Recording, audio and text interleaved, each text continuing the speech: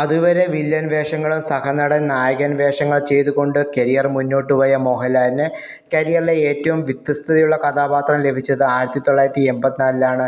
ചിത്രം ശ്രീകൃഷ്ണ പരുന്ത്. സ്ത്രീകളുമായി രമിച്ച് ഉല്ലസിച്ച് ജീവിച്ചിരുന്ന കുമാരൻ തമ്പി അച്ഛൻ്റെ മരണശേഷം മാന്ത്രികനായി മാറുന്നു. ബ്രഹ്മചര്യം നശിച്ചവനായ കുമാരൻ തമ്പി പക്ഷേ മാന്ത്രിക ദിശ സ്വീകരിച്ച ശേഷം സ്ത്രീകളിൽ നിന്നും അകലം പാലിക്കുന്നു. അച്ഛനു നൽകിയ വാക്കു പാലിക്കാനായി ശ്രമിക്കുന്നു. എന്നാൽ ദുഷ്ടശക്തികൾ കുമാരനെ വിടാതെ പിന്തുടരുന്നു.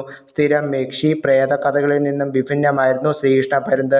പ്രേക്ഷകരിലേക്ക് ആ തറവാടും മാന്ത്രികതയും കൃഷ്ണപ്പരുന്തും മാന്ത്രികൻ കുമാരൻ യക്ഷികളും ചേർന്ന് വിസ്മയത്തിൻ്റെ പുതുലോകം പ്രേക്ഷകർക്ക് സമ്മാനിച്ചു.